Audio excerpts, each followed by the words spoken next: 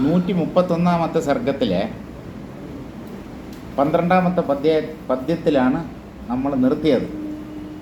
വടധാനന്മാർ എന്ന പേരിലുള്ള 3 രാജകുമാരന്മാർ,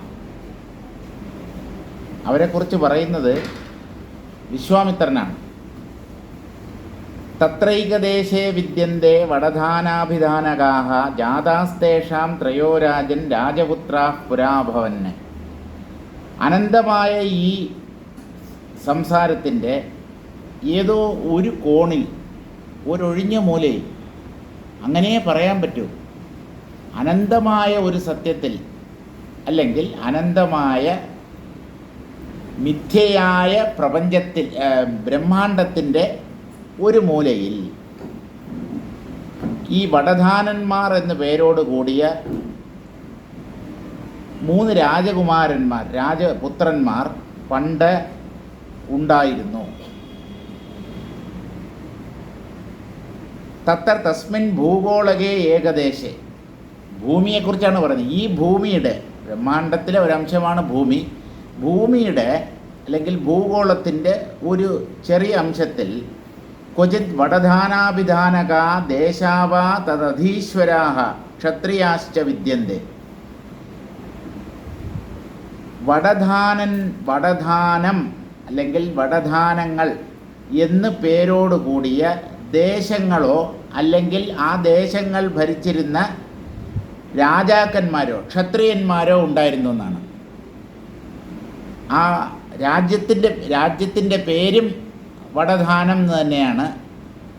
ആ രാജ്യം ഭരിച്ചിരുന്ന ക്ഷത്രിയന്മാരുടെയും പേര് വടധാനന്മാർ എന്നാണ്.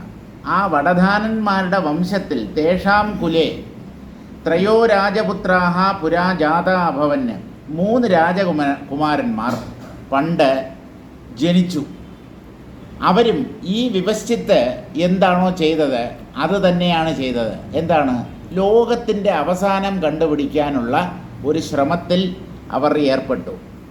തേഹ്യേവമേക സങ്കൽപ്പ ഭൂമ്യാദേർദൃശ്യവർത്മനഃ കോന്തസ്യാദിതി നിർയാത വിഹർത്തും ദൃഢനിശ്ചയാഃ.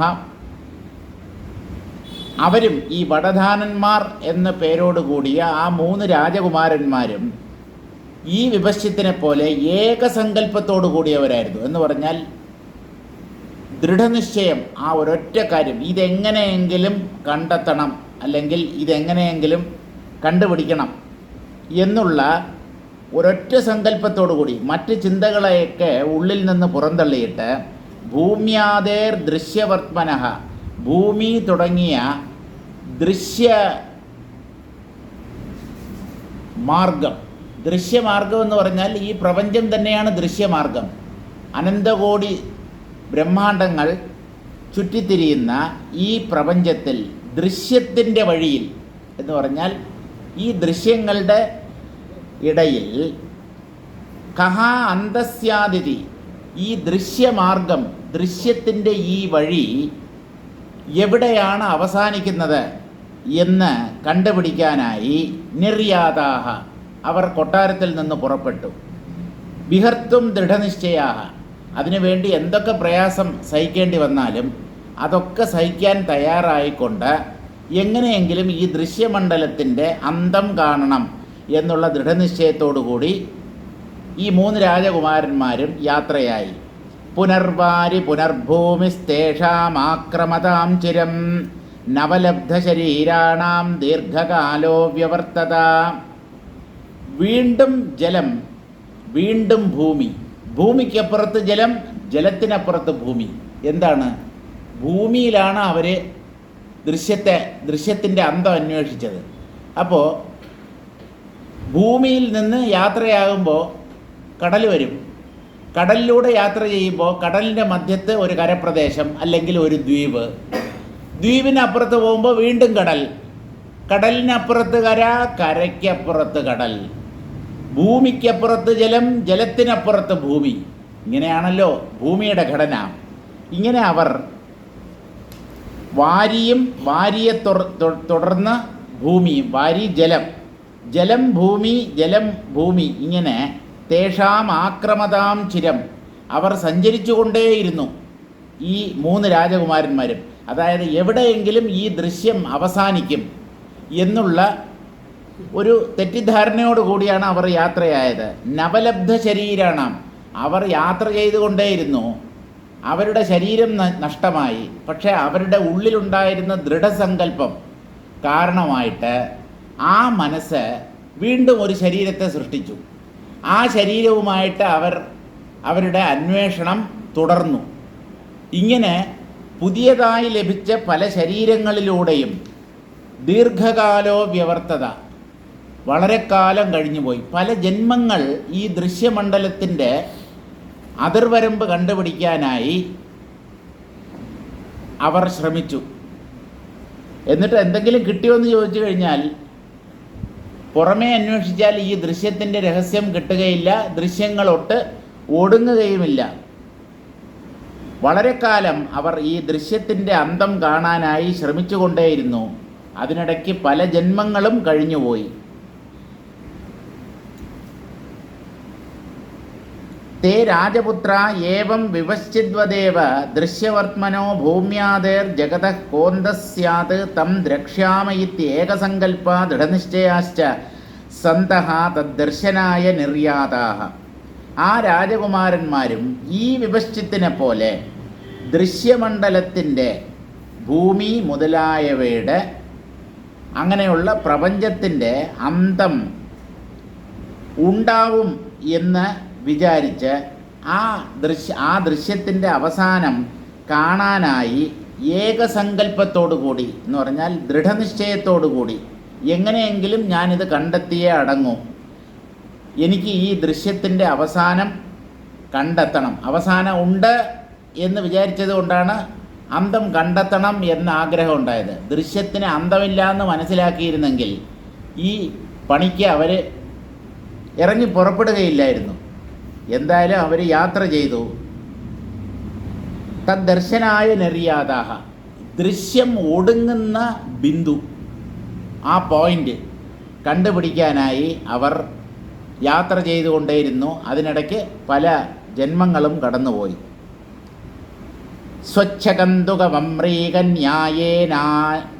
ന്യായേനാനിശമത്രതേ ഭ്രമന്തോ നാപ്നുവന്ത്യന്തമന്യത്വം സംവിദന്തി ച. സ്വച്ഛകന്തുകവമ്രീകന്യായം. സ്വച്ഛകന്തുകം എന്ന് പറഞ്ഞാൽ നിർമ്മലമായ, അഴുക്കൊന്നുമില്ലാത്ത ശുദ്ധമായ ഒരു പന്ത്. ആ പന്തിൻ്റെ ഒരറ്റത്ത് നിന്നും, പന്തിന് അറ്റമില്ല, ഗോളാകൃതിയാണ്, ആ പന്തിലുള്ള ഒരു ബിന്ദുവിൽ നിന്നും ഒരു ചെതല് പന്തിൻ്റെ അവസാനം കണ്ടുപിടിക്കാൻ വേണ്ടി യാത്ര ആരംഭിച്ചാൽ എങ്ങനെയിരിക്കുമോ അതുപോലെയാണ് ഈ രാജകുമാരന്മാർ യാത്രയായത്. ഗോളത്തിനെവിടെ അന്തം? വൃത്താകൃതിയിലൂടെ സഞ്ചരിക്കുമ്പോൾ തുടങ്ങിയ സ്ഥലത്ത് തന്നെ നമ്മൾ എത്തിക്കൊണ്ടേയിരിക്കും. നേർരേഖയിൽ സഞ്ചരിച്ചാലാണ് ഒരവസാനം ഉണ്ടാവുക. സംസാര ചക്രം എന്നാണ് വേദാന്തം വിശേഷിപ്പിക്കുന്നത്. ചക്രം എന്ന് പറഞ്ഞാൽ ചക്രത്തിന് ആദി അന്തവും ഇല്ല, അതിങ്ങനെ കറങ്ങിക്കൊണ്ടേയിരിക്കും. ഒരിക്കലും അതിൻ്റെ അവസാനം കണ്ടുപിടിക്കാൻ സാധ്യമല്ല.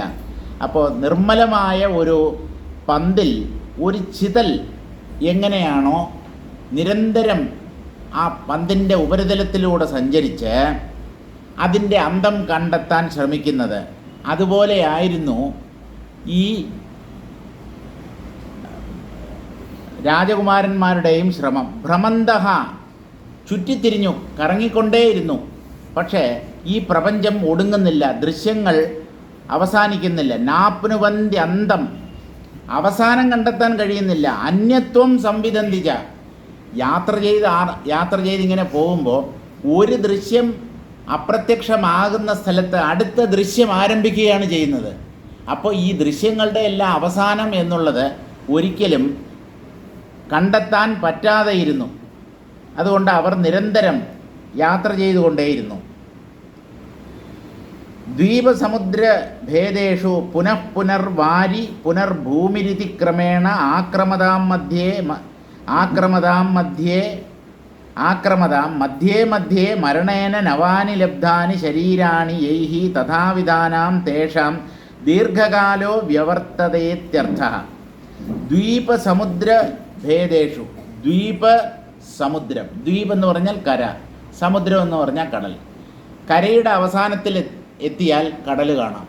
കടലിൻ്റെ അങ്ങേത്തല എന്ന് പറയുന്നത് കരയാണ്. ഏഴാം കടലിനക്കരെ എന്ന് പറഞ്ഞുകൊണ്ടൊരു സിനിമ വന്നിട്ടുണ്ട്. സുരലോക ജലധാര ഒഴുകി ഒഴുകി എന്നുള്ള പാട്ടാണ്, പഴയ പാട്ടാണ്. സീമ, സോമൻ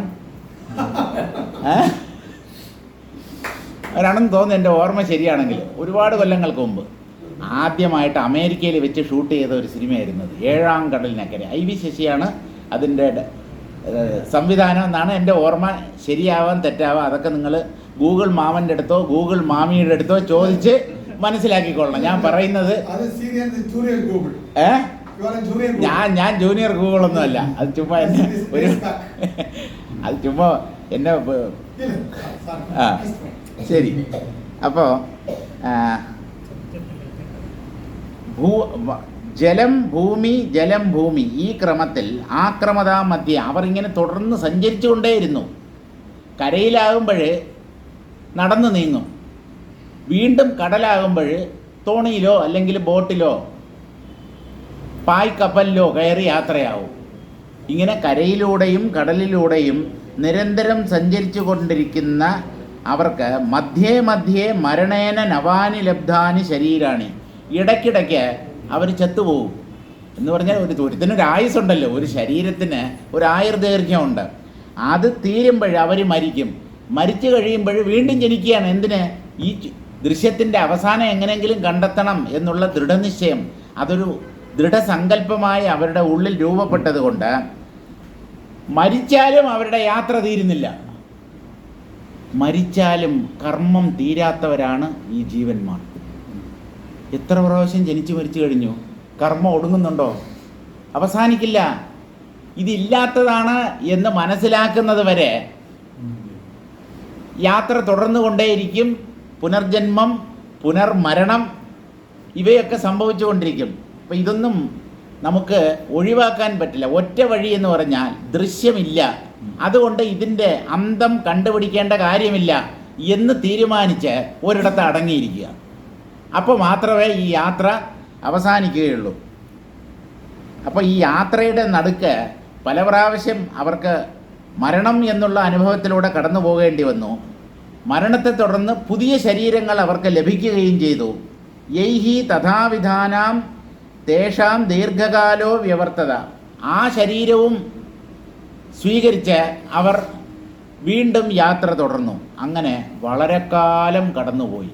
എത്ര കാലമെന്ന് പറയുന്നില്ല. ജന്മങ്ങളാണ് കടന്നുപോയത്, കൊല്ലങ്ങളല്ല, അനേകം ജന്മങ്ങൾ.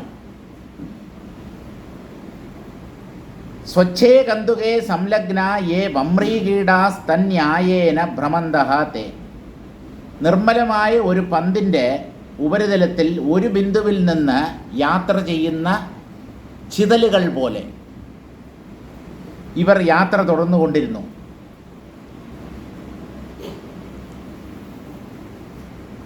വമ്രി കീടം എന്ന് പറഞ്ഞാൽ ചെതല എന്നാണ് അർത്ഥം.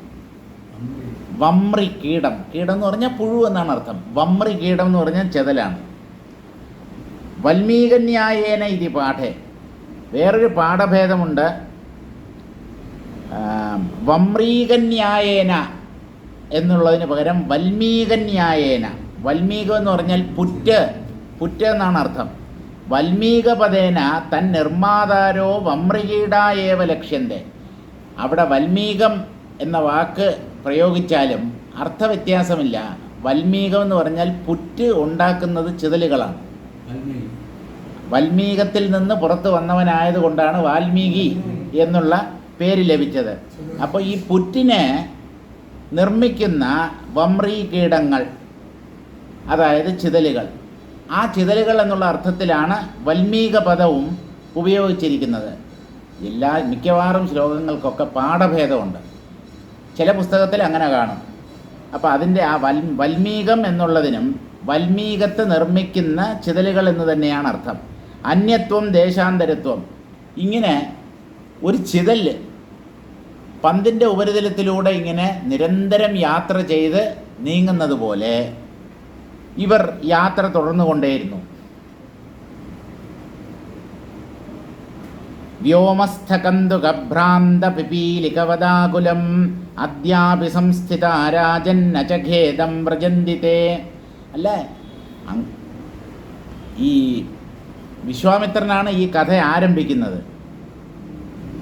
കഥ തുടങ്ങുന്നതും ഒടുങ്ങുന്നതും പെട്ടെന്ന് കഴിഞ്ഞു. എന്താണ്? അവരിപ്പോഴും അന്വേഷിച്ചു കൊണ്ടിരിക്കുന്നു എന്നാണ് ദൃശ്യത്തിൻ്റെ അവസാനം. തുടങ്ങിയത് ഇങ്ങനെയാണ്. ദൃശ്യത്തിൻ്റെ അവസാനം കണ്ടുപിടിക്കാൻ വേണ്ടി ഈ 3 പേരും യാത്ര ചെയ്തു. കഥ തീരുന്നത് ഇങ്ങനെയാണ്. അവരിപ്പോഴും യാത്ര ചെയ്തുകൊണ്ടിരിക്കുന്നു. ഇതെന്ത് കഥ? വിവശത്തുകളെ ഇത് തന്നെയാണ് ചെയ്തത്. വ്യോമസ്ഥ കന്തുകഭ്രാന്ത പിപീലികവദാകുലം.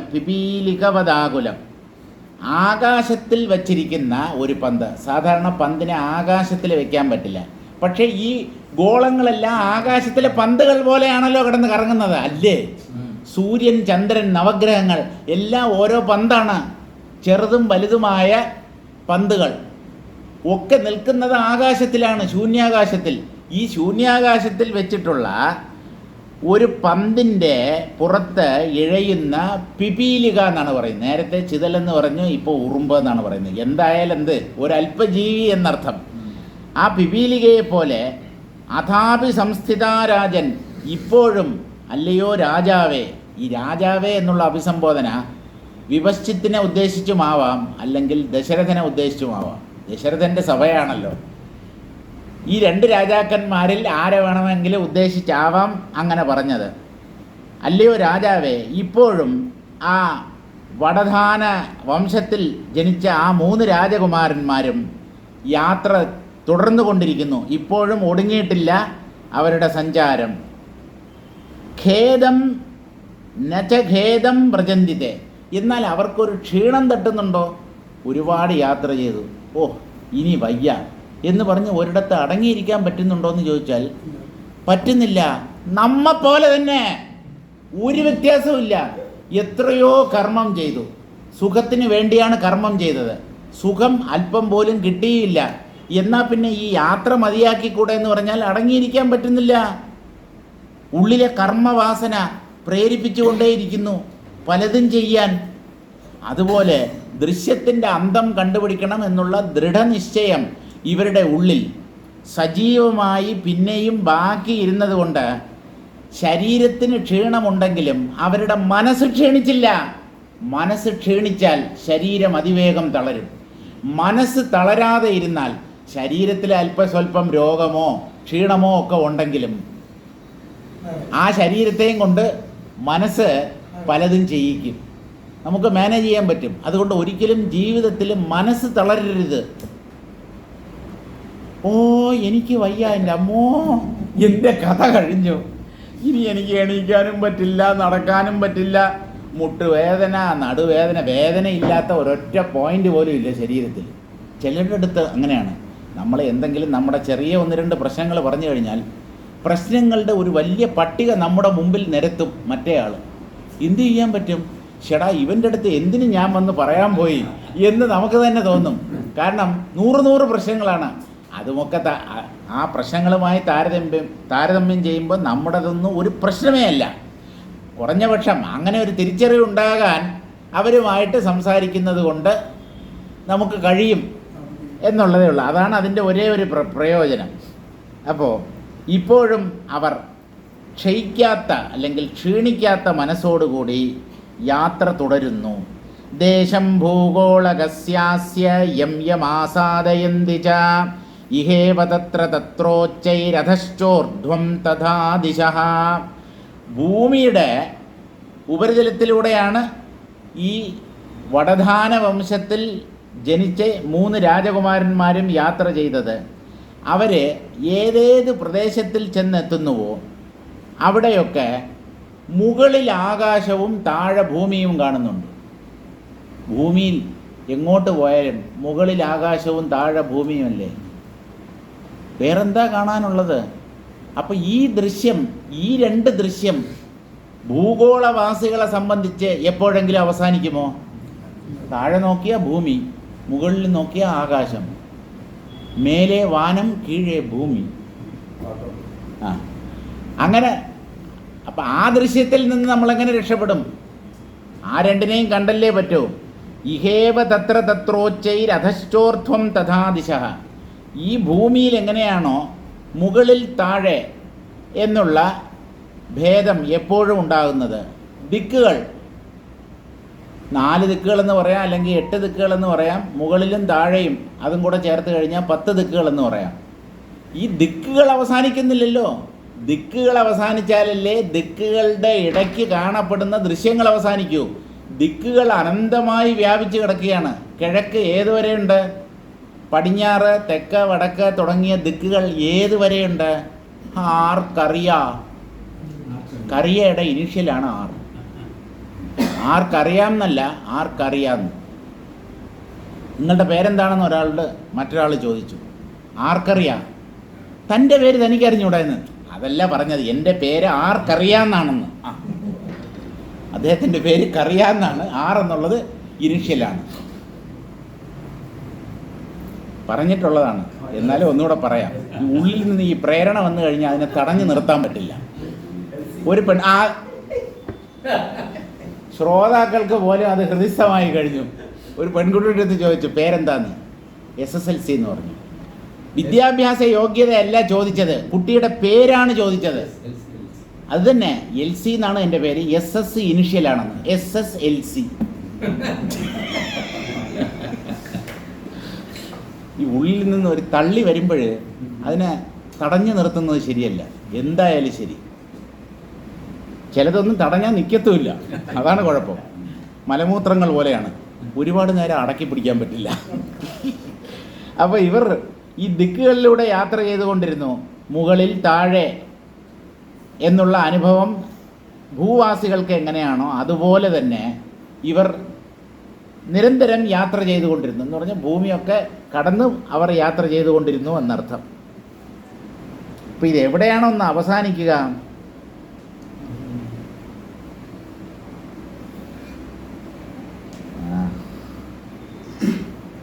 യം അധസ്ഥനം പാർശ്വഗതം വാ ആസാദയന്തി. എവിടെ പോയാലും വശങ്ങളിലേക്ക് നോക്കിയാൽ എന്തെങ്കിലും ദൃശ്യം കാണും. മുകളിലും ദൃശ്യമുണ്ട്, താഴെയും ദൃശ്യമുണ്ട്. പിന്നെ ഈ ദൃശ്യങ്ങളുടെ അവസാനം എങ്ങനെയാണ് കണ്ടുപിടിക്കുക? ദിശഹ പശ്യന്തീതി ശേഷ. ദിക്കുകളെ അവർ എപ്പോഴും കണ്ടുകൊണ്ട് തന്നെ ഇരുന്നു. ദിക്കുകളെന്ന് പറഞ്ഞാൽ ദിക്കുകളിലാണ് ദൃശ്യങ്ങൾ കാണപ്പെടുന്നത്. എന്തെങ്കിലുമൊക്കെ കാഴ്ചകൾ കാണാനുണ്ടാവും ഏത് ദിക്കിലേക്ക് തിരിഞ്ഞാലും യാത്ര ചെയ്താലും. തേ വദന്തി മഹാരാജ യദ്യസ്മാഭിരിതോദ്യതൈഃ നതാവദന്തഃ സംപ്രാപ്തഃ സഞ്ചരാമയിതഃ പരം.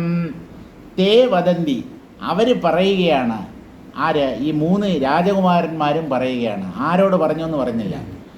എന്നോട് പറഞ്ഞു എന്ന് വസിഷ്ഠ മഹർഷി പറയുന്നില്ല. അവർ പറയുകയാണ്, അല്ലയോ മഹാരാജാവേ എന്ന് പറഞ്ഞാൽ ദശരഥനെയാണ് അഭിസംബോധന ചെയ്യുന്നത്. യതി അസ്മാഭിരിതോദ്യതൈഃ, ഞങ്ങൾ ഒന്ന് തീരുമാനിച്ചുറച്ച് യാത്ര തുടങ്ങിയതാണ്. നിരന്തരം ആ യാത്രയിൽ തന്നെ ഞങ്ങൾ തുടരുകയുമാണ്.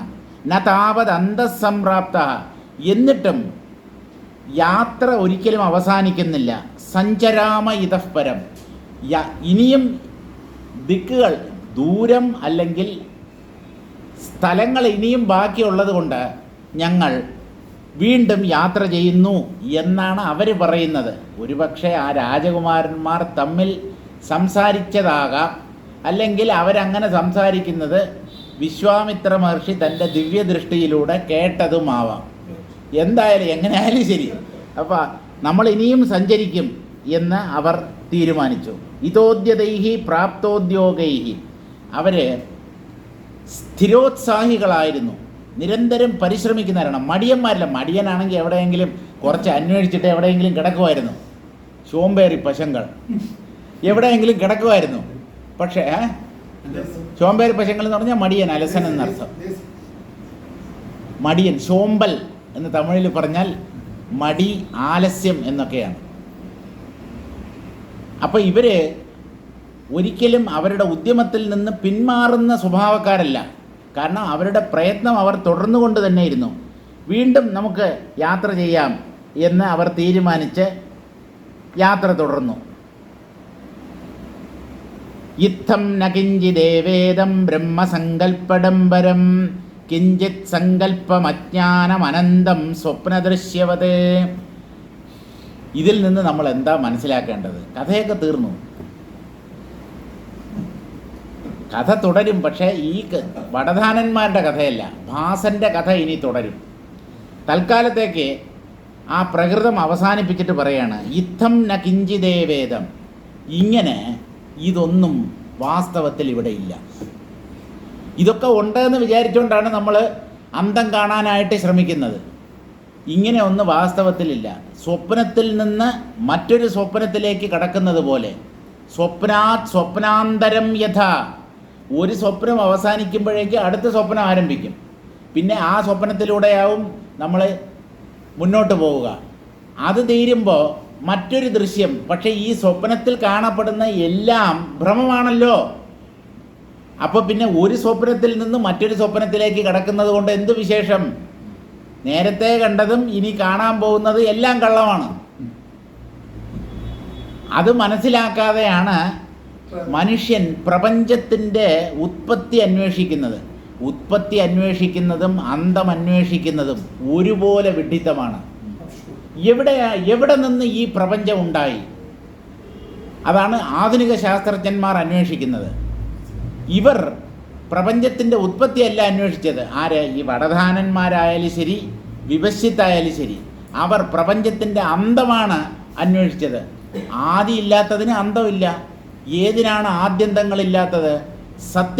സത്യത്തിനും ആദ്യന്തങ്ങളില്ല, മിഥ്യയ്ക്കും ആദ്യന്തങ്ങളില്ല.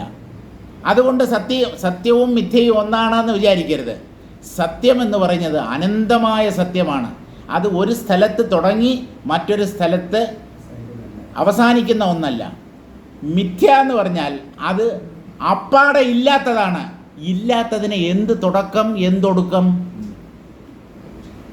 ഇപ്പം സത്യത്തിനും മിഥ്യയ്ക്കും രണ്ടിനും ആരംഭമോ അവസാനമോ ഇല്ല.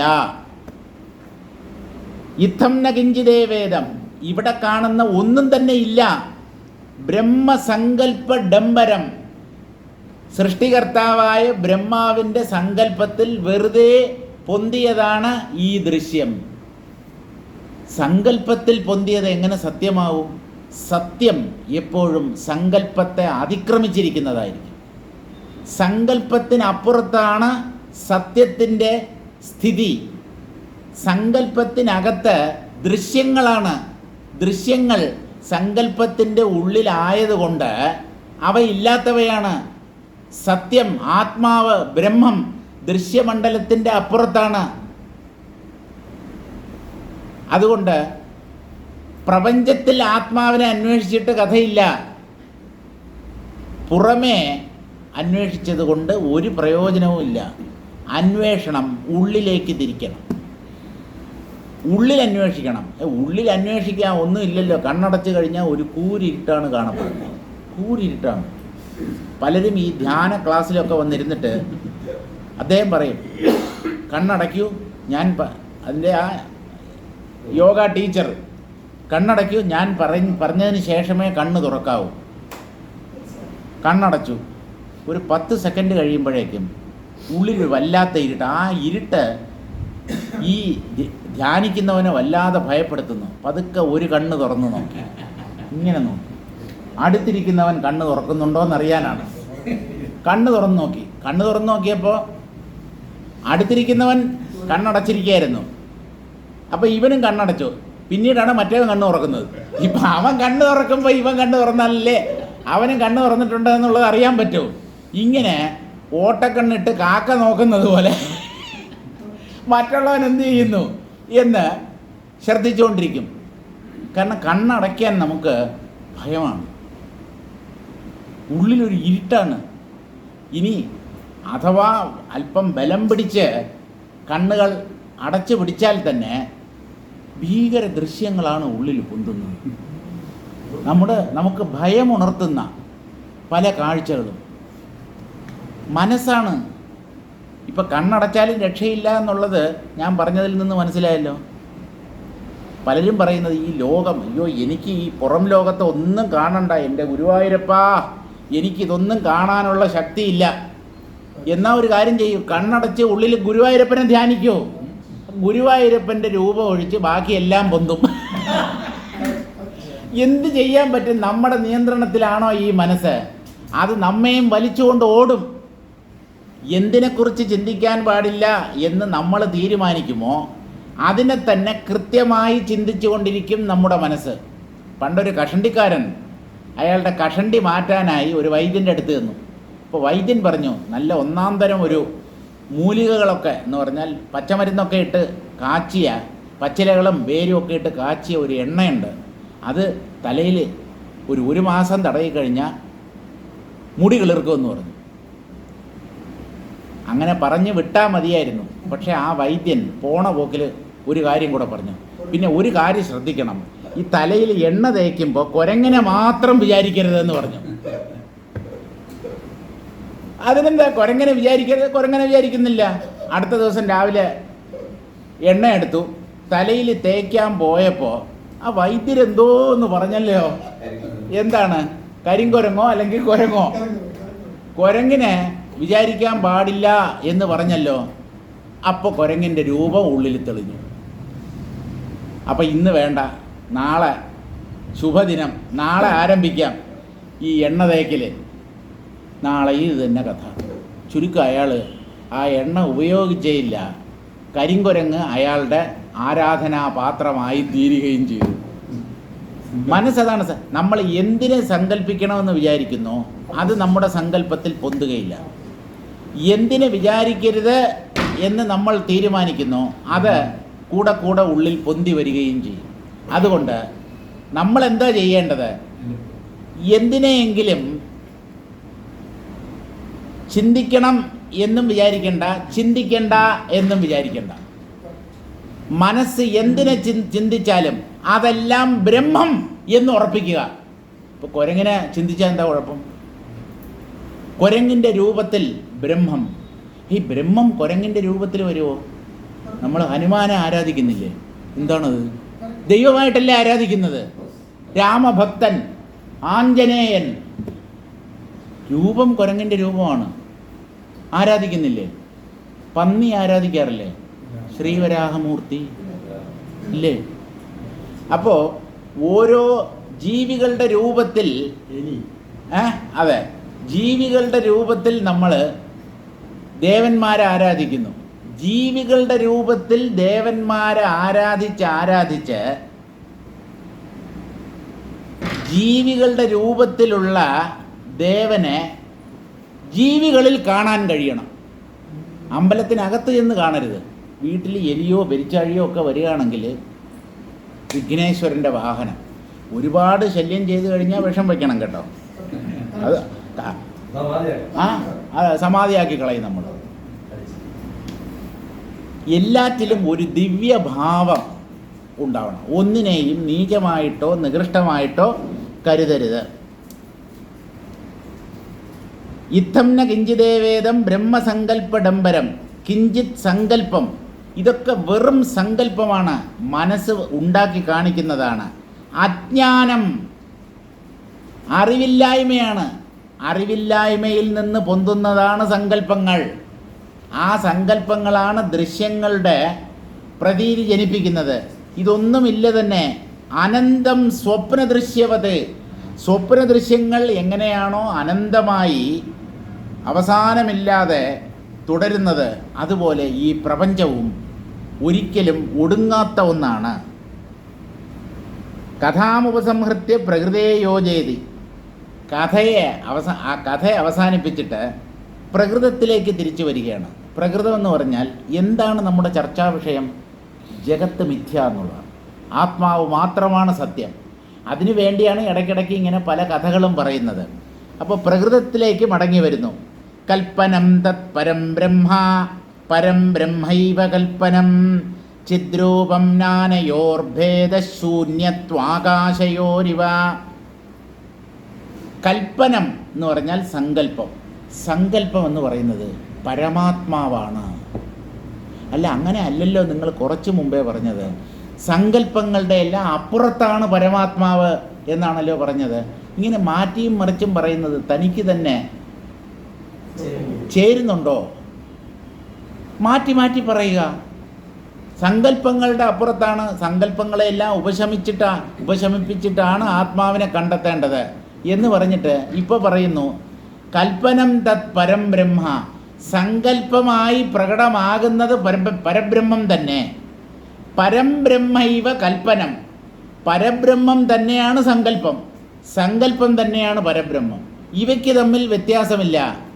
എന്നാലും സങ്കല്പങ്ങളെ നിരോധിച്ചാലേ ആത്മാവിനെ സാക്ഷാത്കരിക്കാൻ പറ്റും. ആത്മാവിനെ സാക്ഷാത്കരിച്ച് കഴിഞ്ഞവരാണ് ഇങ്ങനെ പ്രഖ്യാപിക്കുന്നത്. എന്താണ്? സങ്കല്പം ആത്മജ്ഞാനത്തിന് തടസ്സമാണ് എന്നുള്ളത് സത്യം തന്നെയാണ്. അതെന്തുകൊണ്ടാണെന്ന് ചോദിച്ചാൽ സങ്കല്പങ്ങളെ ആത്മാവായി കാണാൻ നമുക്ക് കഴിയുന്നില്ല. അതായത് ആത്മജ്ഞാനത്തിന് തടസ്സമായി ഈ സങ്കല്പങ്ങൾ പ്രവർത്തിക്കുന്നു എന്ന് കരുതുന്നത് കൊണ്ടാണ് നമ്മൾ അങ്ങനെ ചിന്തിക്കുന്നത്. സങ്കല്പം ആത്മാവിൻ്റെ പ്രകടനമാണ് എന്ന് കാണാൻ കഴിഞ്ഞാലോ? ആത്മാവ് പ്രകടമാകുമ്പോൾ പ്രഭോ അങ്ങേക്ക് നമസ്കാരം, കാമത്തിൻ്റെയും കോപത്തിൻ്റെയും പകയുടെയും വിദ്വേഷത്തിൻ്റെയും എല്ലാം രൂപത്തിൽ അങ്ങാണല്ലോ എൻ്റെ ഉള്ളിൽ പ്രകടമാകുന്നത് എന്ന് കാണാൻ കഴിഞ്ഞാൽ സങ്കല്പങ്ങളെ കൊണ്ട് ഒരു ഉപദ്രവം ഉണ്ടാവില്ല. പക്ഷെ അതിനല്പം പാകത വേണം. മനസ്സ് പാകപ്പെടണം. ഇതിൽ ഉള്ളിൽ പൊന്തുന്ന എത്ര നീചമായ ചിത്തവൃത്തികളിലും ഈശ്വരനെ കാണാൻ മനസ്സ് പാകപ്പെടണം. നമുക്ക് ദിവ്യം അദിവ്യം എന്ന ഒരു തരംതിരിവുണ്ട്. ഉയർന്നത്, ശ്രേഷ്ഠം, ശുഭം എന്നൊക്കെ പറയും. മറ്റേത് നീചം, അശുഭം, കൊള്ളരുതാത്തത്. ഇതാണ് ഭേദചിന്ത. ഈ ഭേദചിന്ത ഉള്ളിൽ നിന്ന് പോകാതെ ആത്മജ്ഞാനം നേടാൻ സാധ്യമല്ല. അപ്പോൾ അനന്തമായ അജ്ഞാനമാണ്, അല്ലെങ്കിൽ അനന്തമായ സ്വപ്ന ദൃശ്യം പോലെയാണ് ഈ പ്രപഞ്ചം. വാസ്തവത്തിൽ ഇല്ലാത്തതാണ്. പക്ഷേ എന്തൊക്കെയോ ഉള്ളതുപോലെ ജീവന്മാർ ഭ്രമിക്കുന്നു. കൽപ്പനം തത് പരം ബ്രഹ്മ, പരം ബ്രഹ്മൈവ കൽപ്പനം. അതിൻ്റെ അർത്ഥം പറഞ്ഞു. ചിദ്രൂപം നാനയോർ ഭേദ, രണ്ടും ചിത്ത് തന്നെയാണ്. സങ്കല്പമായിട്ടും പരമാത്മാവായിട്ടും നിൽക്കുന്നത് ചിത്താണ്. സങ്കല്പം ജഡത്തിന് സാധ്യമല്ല. നല്ലതുപോലെ മനസ്സിലാക്കണം. ചിന്ത, വികാരം ഇതൊന്നും കല്ലും മണ്ണും പോലെയുള്ള ജഡങ്ങൾക്ക് സാധ്യമല്ല. നമ്മുടെ മനസ്സ് സങ്കല്പിക്കാൻ കഴിവുള്ളതാണ്. അതിന് കാരണം അത് ചിത്ശക്തിയാണ്, ചിത്താണത്. അപ്പോൾ ചിത്ശക്തിയായ മനസ്സ് ദൃശ്യങ്ങളെ അല്ലെങ്കിൽ സങ്കല്പങ്ങളെ പൊന്തിച്ച് കാണിക്കുമ്പോൾ അതും ചിത്തിൻ്റെ തന്നെ ഒരു പ്രഭാവമാണ്, പ്രകടനമാണ് എന്ന് കാണാൻ കഴിഞ്ഞാൽ ചിന്തകൾ ഒരു തരത്തിലും നമുക്ക് വിഘ്നമുണ്ടാക്കുകയില്ല. ചിദ്രൂപം ന അനയോർ ഭേദ, സങ്കല്പങ്ങൾക്കും പരബ്രഹ്മത്തിനും ഒരു വ്യത്യാസവുമില്ല. ഏതുപോലെ ശൂന്യത്വ ആകാശയോരിവ, ശൂന്യത്വം ഒന്നുമില്ലായ്മ, ആകാശം, ഇത് രണ്ടും തമ്മിൽ എന്താ വ്യത്യാസം? ആകാശം എന്ന് പറഞ്ഞാൽ എന്താണ്? മുകളിൽ കാണുന്ന നീലാകാശമല്ല, ഇടം, സ്ഥലം. ഈ മുറിയിൽ ധാരാളം സ്ഥലമുണ്ടെന്ന് പറയും. എന്താണത്? ഈ റൂമിൽ സ്ഥലമുണ്ടെങ്കിൽ സ്ഥലം ഇവിടെ നേരത്തെ ഉണ്ടല്ലോ. അപ്പോൾ ഇതിനകത്ത് വസ്തുക്കളൊന്നും കൊണ്ട് വയ്ക്കാൻ പറ്റാതെ ഇരിക്കണമല്ലോ. സ്ഥലവും ഉണ്ട്. സ്ഥലം ഉള്ളത് കൊണ്ടാണ് നമുക്ക് അതിൽ പല വസ്തുക്കളും സ്ഥാപിക്കാൻ പറ്റുന്നത്. ഒന്നിൽ അല്ലെങ്കിൽ ഒരു സ്ഥലത്ത് ഒന്നുണ്ടെങ്കിൽ അതേ സമയത്ത് അതേ സ്ഥലത്തിൽ മറ്റൊന്നിന് നിലനിൽക്കാൻ സാധ്യമല്ല. രണ്ട് വസ്തുക്കൾക്ക് ഒരേ സ്ഥലത്ത് ഒരേ സമയത്ത് നിലനിൽക്കാൻ പറ്റില്ല. ഇതാണ് നിയമം. പക്ഷേ ആകാശത്തിൻ്റെ കാര്യം എടുക്കൂ. എല്ലായിടത്തും ആകാശമുണ്ട്. ആ ആകാശം ഉള്ളപ്പോൾ തന്നെ അതിൽ പലതരം വസ്തുക്കളുമുണ്ട്. അനന്തകോടി ബ്രഹ്മാണ്ടങ്ങൾ ചുറ്റിത്തിരിയുന്നത് ഈ ആകാശത്തിലാണ്. അപ്പോൾ ആ ആകാശം ശൂന്യത എന്നല്ലേ അതിൻ്റെ അർത്ഥം? പൊള്ളയായ ഒന്നാണ്. പൊള്ളയായത് എന്ന് പറഞ്ഞാൽ ഇല്ലാത്തത് എന്നാണ് അർത്ഥം. അകം പൊള്ളയായത്. ആകാശത്തെ പോലെ പൊള്ളയായ വേറെന്തെങ്കിലും ഉണ്ടോ? ഒന്ന് കാണിച്ചു തരാമോ? ഒരു ടിന്നിൻ്റെ അകം പൊള്ളയാണെന്ന് പറയും, ഒരു പെട്ടിയുടെ അകം പൊള്ളയാണെന്ന് പറയും. എന്ന് പറഞ്ഞാൽ അകത്തൊന്നുമില്ല, പൊള്ള അല്ലെങ്കിൽ ശൂന്യത തന്നെ സ്വരൂപമായിട്ടുള്ള ആകാശം, അതിനേക്കാളും പൊള്ളയായ മറ്റൊന്നും ഉണ്ടാവാൻ പറ്റില്ല. അപ്പോൾ അത് ശൂന്യതയുടെ പര്യായ പദമാണ്. ശൂന്യതയ്ക്ക് നമ്മൾ കൊടുത്തിട്ടുള്ള പേരാണ് ആകാശം. അതിസൂക്ഷ്മമായ ഭൂതമായിട്ടാണ് വേദാന്തം ആകാശത്തെ അംഗീകരിച്ചിട്ടുള്ളത്. ഭൂതം എന്ന് പറഞ്ഞാൽ ഭവിച്ചത്, ഉണ്ടായതെന്ന് പറഞ്ഞാൽ കട്ടിയുള്ളത്, ഭാരമുള്ളത് എന്നൊന്നും അർത്ഥമല്ല. ഒന്നും ഉണ്ടായിട്ടില്ല, ആദ്യമായി ഉള്ളതുപോലെ തോന്നിയത് ഈ ആകാശമാണ്. പിന്നീടാണ് 4 ഭൂതങ്ങളും ഉണ്ടായത്. ഈ ആകാശം തന്നെ പൊള്ളയാണ്, അങ്ങനെ ഒന്നും വാസ്തവത്തിൽ ഉണ്ടായിട്ടില്ല. അപ്പോൾ പിന്നെ മറ്റ് 4 ഭൂതങ്ങളുടെ കഥയോ? ഒന്നുമില്ല. സ്വപ്നം പോലെ, സ്വപ്ന ദൃശ്യങ്ങൾ പോലെ, ഒരു ഐന്ദ്രജാലികൻ്റെ ജാലവിദ്യ പോലെ ഇല്ലാത്തതാണ് ഈ പ്രപഞ്ചം. എന്തൊക്കെയോ നമ്മൾ കാണുന്നു, അനുഭവിക്കുന്നു, എല്ലാം ശരി തന്നെ. പാദപൂജ ചെയ്തത് ഇപ്പോൾ ഒരു ഇഷ്യൂ ആയിരിക്കുകയാണ് കാസർഗോഡ്. ആചാര്യൻ്റെ പാദങ്ങളെ പൂജിക്കുകയും ആ പാദപ്രക്ഷാളനം ചെയ്യുകയുമൊക്കെ ഏത് രീതിയിലാണ് മതപരമായ ഒരു ചടങ്ങാകുന്നത് എനിക്ക് മനസ്സിലാവുന്നില്ല. അച്ഛനമ്മമാരുടെ അല്ലെങ്കിൽ ഗുരുക്കന്മാരുടെ പാദങ്ങൾ തൊട്ട് വന്ദിക്കുക, ആ പാദങ്ങൾ കഴുകുക, ആ പാദങ്ങളിൽ പുഷ്പാർച്ചന നടത്തുക, ഇതൊക്കെ ഏത് രീതിയിലാണ് നമുക്ക് അംഗീകരിക്കാൻ നമുക്കല്ല, നമ്മൾ അംഗീകരിച്ചു കഴിഞ്ഞു. കുറേ കൂട്ടരുണ്ട് കുത്തിത്തിരിപ്പുണ്ടാക്കാൻ വേണ്ടി നടക്കുന്നവർ. അവർക്ക് ഇതൊന്നും സഹിക്കുന്നില്ല. അവരുടെ പ്രധാന ഉദ്ദേശം തന്നെ ഇവിടെ പ്രശ്നങ്ങൾ ഉണ്ടാക്കുക എന്നുള്ളതാണ്. പ്രശ്നങ്ങൾ ഉണ്ടാക്കി അതിൽ നിന്ന് എന്തെങ്കിലും മുതലെടുക്കുക. എല്ലാറ്റിനും പ്രശ്നമാണ്.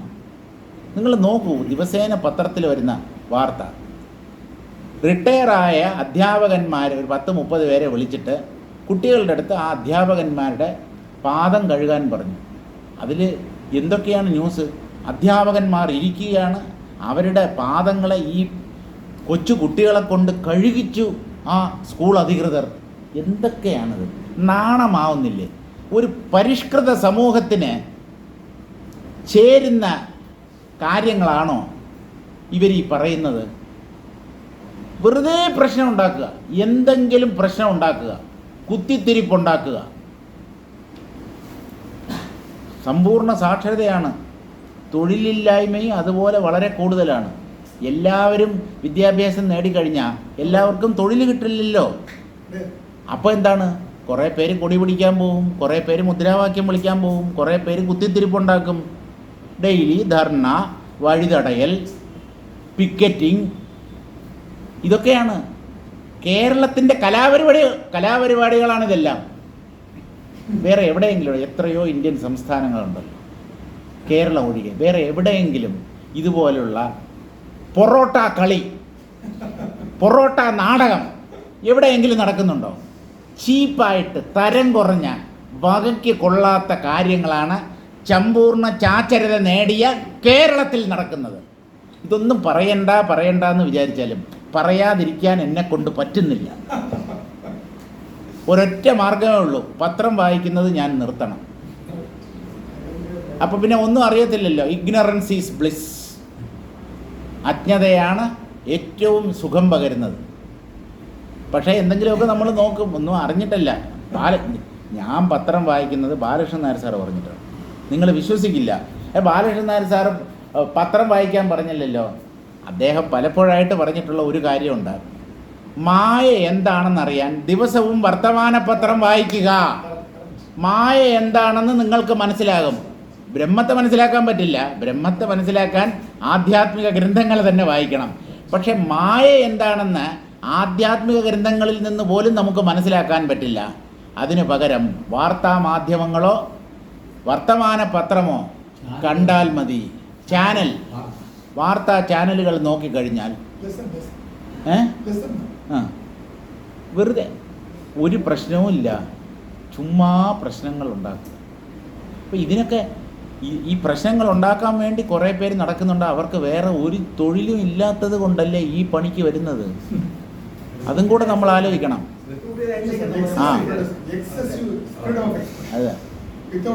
അതാണ് an idle mind is the devil's workshop. അലസ മനസ്സ് ചെകുത്താൻ്റെ പണിപ്പുരയാണ്. ഈ മനസ്സാണ് ഏറ്റവും വലിയ ചെകുത്താൻ. ആ ചെകുത്താന് എന്തെങ്കിലും പണി കൊടുത്തുകൊണ്ടിരുന്നാൽ അവ അടങ്ങിയിരിക്കും, ഇല്ലെങ്കിൽ പ്രശ്നം ഉണ്ടാക്കും. അതുകൊണ്ട് ആദ്യം നമ്മൾ ചെയ്യേണ്ടത് ഒരിടത്ത് അടങ്ങിയിരിക്കുക എന്നുള്ളതാണ്. എന്ന് പറഞ്ഞാൽ മനസ്സിനെ നിയന്ത്രിക്കുന്നതിന് മുമ്പ് ശരീരത്തെ ഒരല്പം നിയന്ത്രിക്കൂ. ഒരു 5 മിനിറ്റ് ഒരു സ്ഥലത്ത് ഒരിടത്ത് കസേരയിലോ തറയിലോ പായയിലോ അല്ലെങ്കിൽ മതിലിൻ്റെ പുറത്തോ ഒരു 5 മിനിറ്റ് അവയവങ്ങൾ, ശരീര അവയവങ്ങളെ അനക്കാതെ അങ്ങനെ ഇരിക്കാൻ പറ്റുമോ എന്ന് നോക്കുക. അവിടുന്ന് തുടങ്ങട്ടെ നമ്മുടെ യോഗാഭ്യാസം. അത് കഴിഞ്ഞിട്ട് മതി യമം, നിയമം, പ്രാണായാമം, പ്രത്യാഹാരം, ധാരണ, ധ്യാനം, സമാധി, അഷ്ടാംഗ യോഗമൊക്കെ പിന്നെ. ആദ്യം ഒരിടത്ത് അടങ്ങിയിരിക്കുക. ഇനി അടങ്ങിയിരിക്കാൻ പറ്റിയില്ലെങ്കിൽ സംസാരിക്കാതെയെങ്കിലും ഇരിക്കുക. അടങ്ങിയിരിക്കാൻ ഒരുപക്ഷെ പറ്റിയേക്കും, സംസാരിക്കാതിരിക്കാൻ പറ്റില്ല. കാരണം നമ്മളൊക്കെ സംസാരികളാണ്, സംസാരിച്ചു കൊണ്ടിരിക്കുന്നവരാണ്. സംസാരം എന്നുള്ള വാക്ക് അറിഞ്ഞോ അറിയാതെയോ ഈ മലയാള വാക്കിൽ, മലയാള ഭാഷയിൽ വളരെ യുക്തമായ ഒരു പദമാണ് സംസാരം. തമിഴിൽ സംസാരമുണ്ട്, ഭാര്യ എന്നാണ് അർത്ഥം. സംസാരം എപ്പോഴും സംസാരിച്ചു കൊണ്ടിരിക്കുന്നതാണോ? ആ, മിൻസാരം തൊട്ടാലേ മിൻസാരമാകത്തുള്ളൂ. ഷോക്കടിക്കുന്നത് എപ്പോഴും തൊടുമ്പോഴാണല്ലോ. അപ്പോൾ സംസാരം ചരച്ചുകൊണ്ടേയിരിക്കും, തോരാതെ ഇങ്ങനെ സംസാരിച്ചുകൊണ്ടിരിക്കും. സ്ത്രീകൾക്ക് ആ സ്വഭാവം കൂടുതലാണ് എന്നാണ് പറയപ്പെടുന്നത്. എന്നെ അടിക്കാൻ വരരുത്, എൻ്റെ അഭിപ്രായമല്ല. പൊതുവേ പുരുഷന്മാരെ അപേക്ഷിച്ച് സ്ത്രീകൾ കൂടുതൽ സംസാരിക്കുന്നു എന്നുള്ളതാണ്. പക്ഷേ എല്ലാറ്റിനും എക്സെപ്ഷൻസ് ഉണ്ട്. തോരാതെ സംസാരിക്കുന്ന പുരുഷന്മാരെ എനിക്കറിയാം. പെണ്ണുങ്ങൾ തോറ്റുപോകും, കണ്ടിന്യൂസ് ആയിട്ട് ഇങ്ങനെ സംസാരിച്ചുകൊണ്ടിരിക്കും. അപ്പം അവരെക്കുറിച്ച് സംസാരിച്ചുകൊണ്ടിരുന്നാൽ നമ്മുടെ സംസാരം വർദ്ധിക്കും. അതുകൊണ്ട് നിർത്തുന്നു. ഛിദ്രൂപം നാനയോർ ഭേദ ശൂന്യത്വ ആകാശയോരിവ. എങ്ങനെയാണോ ശൂന്യതയും ആകാശവും അഭേദങ്ങളായി വർത്തിക്കുന്നത് എന്ന് പറഞ്ഞാൽ, ശൂന്യതയുടെ മറ്റൊരു പേരാണ് ആകാശം. ആകാശം എന്ന പേരിൽ അറിയപ്പെടുന്നത് ശൂന്യത തന്നെയാണ്. 2 പേര് പറയുന്നു. അതുപോലെ സങ്കല്പം എന്ന് പറയുന്നതും ബ്രഹ്മം എന്ന് പറയുന്നതും അടിസ്ഥാനപരമായി ഒന്ന് തന്നെ. എന്ന് പറഞ്ഞാൽ നിശ്ചലമായ പരമാത്മാവാണ് ചലിക്കുന്ന സങ്കല്പങ്ങളായി തന്നെ പ്രകടമാക്കുന്നത്. ഈ സങ്കല്പങ്ങൾ ആത്മാവാണ് എന്ന് കാണാൻ കഴിഞ്ഞാൽ പിന്നെ സങ്കല്പങ്ങളെ കൊണ്ട് നമുക്ക് യാതൊരു ബുദ്ധിമുട്ടും ഉണ്ടാവുകയില്ല.